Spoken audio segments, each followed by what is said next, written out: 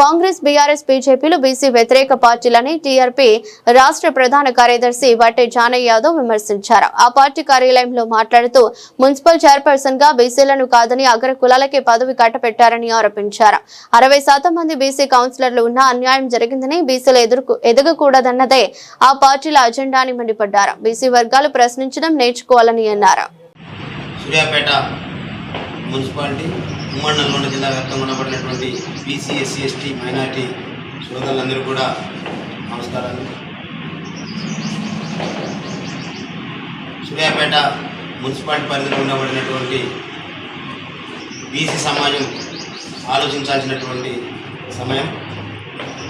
ఇవాళ ఇక్కడ ఉండబడినటువంటి కాంగ్రెసు బీఆర్ఎస్ పార్టీలు కలిసి బీసీ ఎస్సీ ఎస్టీ మైనార్టీలని ఏ రకంగా రాజకీయంగా అణచివేస్తున్నారో మరి ఇప్పటికైనా ఆ పార్టీల జెండాలు మోస్తూ మా తాతకాంచి కాంగ్రెస్, మా అయ్యకాంచి టీఆర్ఎస్ అని చెప్పుకునేటటువంటి నాయకులారా ఆలోచించాల్సినటువంటి సమయం ఆసన్నమైంది.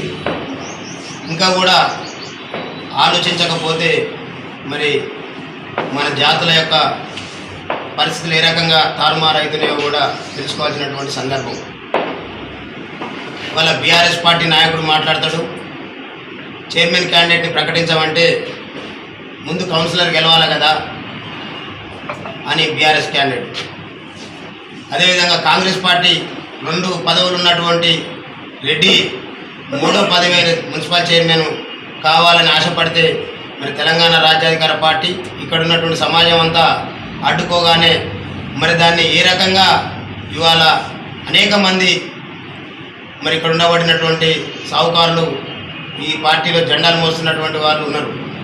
కానీ నిన్నటి వరకు మరి బీఆర్ఎస్ పార్టీ కాంట్రాక్ట్ చేసినటువంటి నాయకుని తీసుకొని వచ్చి ఇవాళ కాంగ్రెస్ పార్టీ జెండా పట్టుకొని మరి అనేక సంవత్సరాల నుండి దామన్నా దామన్నా అని తిరిగేటటువంటి నాయకుల నోళ్ళల్లో మట్టిపోయడం, రమేష్ అన్న అని మరి జెండాలు మోసి వాళ్ళ బీఫామ్ రాకపోతే కిరోసిన్ పోసుకుని తగలబడేటటువంటి పరిస్థితి దానికి అయినటువంటి అనేక మంది కార్యకర్తలు ఇవాళ ఆలోచించాల్సినటువంటి సమయం.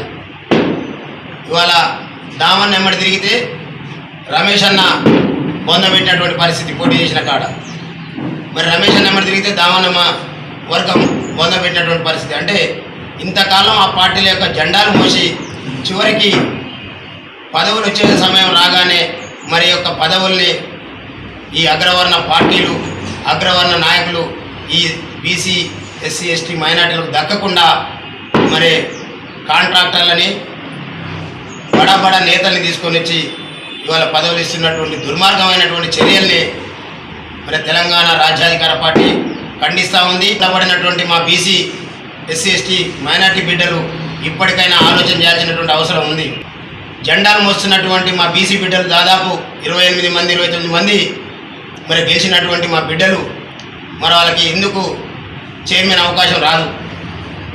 వాళ్ళకు లేనటువంటి అనర్హత ఏంది, ఇచ్చినటువంటి వాళ్ళకు ఉన్నటువంటి అర్హత ఏందో ఈ కాంగ్రెస్ పార్టీ చెప్పాల్సినటువంటి అవసరం ఉంది.